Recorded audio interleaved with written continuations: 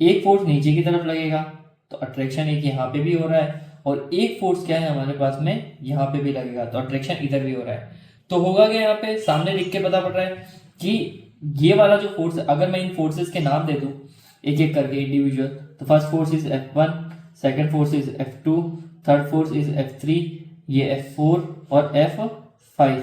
तो अभी अपने को बताना है, यहाँ पे सामने देख के पता पड़ रहा है F1 और F2, F1 और F4 इक्वल तो है, क्योंकि देखो दोनों चार्जेस क्या है, प्लस क्यू माइनस क्यू, इधर plus Q minus Q, forces की वैल्यू तो इक्वल बट अपोजिट डायरेक्शन में। और दूसरा वाला इस तरफ दिख रहा है हमको F2 और इक्वल्स टू F5, बट वो भी अपोजिट डायरेक्शन में। तो अगर मैं इन दोनों इक्वेशन को 1 और 2 दूं, इक्वेशन 1 और 2 से सामने पता पड़ रहा है F1 प्लस F4 का नेट कितना आ रहा है 0, और F2 और F5 का नेट कितना आ रहा है 0। तो बचा क्या हमारे पास में, एक इंडिविजुअल फोर्स बचा है जो है F3।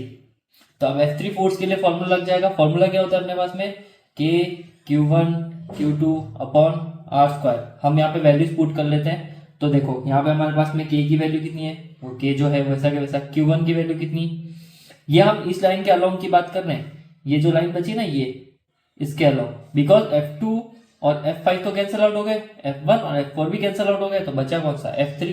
F3 को निकाल देंगे, K हो गया, यहाँ पे हमारे पास में Q हो गया, सेकंड वाला चार्ज भी Q ही है, और इनके बीच की डिस्टेंस पता करनी है हमें। तो मैं तुम्हें बता दूं कि हेक्सागन का जो सेंटर होता है उसके एजेस मतलब वर्टिसेस पे, तो डिस्टेंस ऑफ वर्टेक्स हमेशा साइड के बराबर होता है।